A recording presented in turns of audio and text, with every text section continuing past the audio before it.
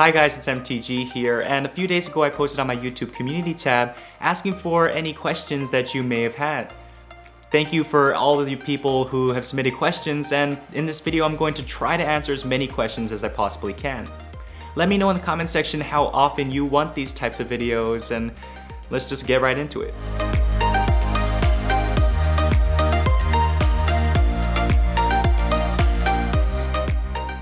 Ankit Sinj asks about the best battery life of any smartphone. I'd say that's the P20 Pro, and not just with sheer screen on time, it's also with the standby time. I can put the phone down and even after a day it only drops a couple percent. Avi asks, how is it like being a YouTuber of your age? Like, how does your parents and friends react to you making money off of the internet? So first of all, I surround myself with some great friends. And also, my family has always been and is really supportive of me right now. Also, YouTube isn't my main priority, it's one of my big priorities, but I still try to focus on school and doing well in school. And right now I'm interning at an aerospace engineering company, so that takes a big chunk of my time right now. Lunis asks, how old are you? I'm 20. Anurag Kumar asks, best portrait mode phone ever? And I really don't think it's that close, it's the Pixel 2 XL. Just about in every scenario I've put it through, it's done better than the other smartphones I put it up against. The level of detail that the Pixel manages to maintain in my face is just unparalleled. Roshan Eslavath asks, what's your name? KJ. Abu Yusuf asks, if the Google Pixel 3 turns out to have a notch, do you think it is the right way to go?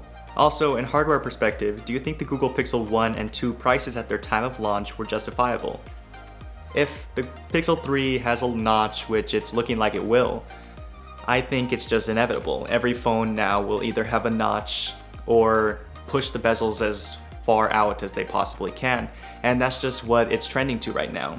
The future is bezel-less phones, and right now having a notch is the closest thing to that. In terms of whether the Pixel phone's prices have been justified in terms of hardware, I'd say I am on the fence with that because of how bad the Pixel 2 XL screens were.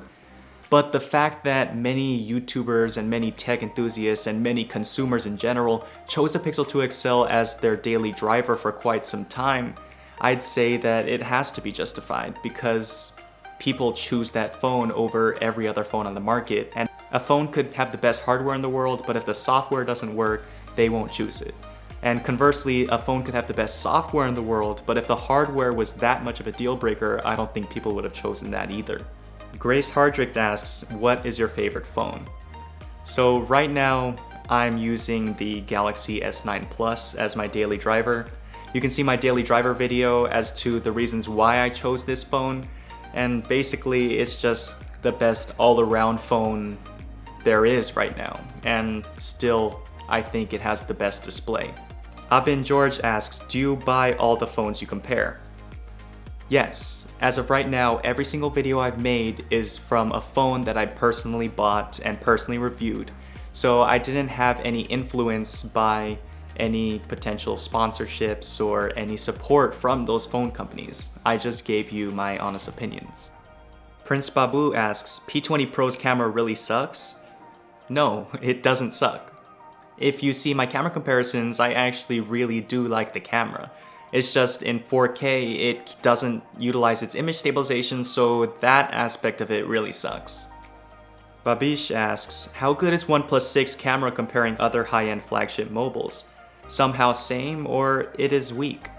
Well, I'd say that on many aspects, it does really compare to those flagship smartphone cameras. But in terms of phones like the S9 Plus, the Pixel 2 XL, and even sometimes the iPhone X, there is a clear difference in my eyes. But it's not a clear difference that justifies that $300 or $400 price gap. Sattawut asks, what do you think about the ugly design of Pixel 3 XL? I really want to know your comment. So I've seen the Pixel 3 XL pictures, and as I said before, I think notches are inevitable. I would say that the Pixel 3 XL's notch looks a little excessively tall, So I'm wondering how they're going to utilize software enhancements to kind of hide it in different applications, or if they're going to add any functionality to that little extra screen real estate. I do like the fact that they're keeping dual front-firing speakers on that phone specifically because it might be one of the only flagships to keep that. So that's all of the questions that I could get to right now. If you had more pressing questions, answer them below and I'll try to stick around and answer a couple. Again, how often do you think I should make these types of videos? And do you like these types of videos? Let me know in the comment section. As always, thanks for watching and I'll see you in the next video.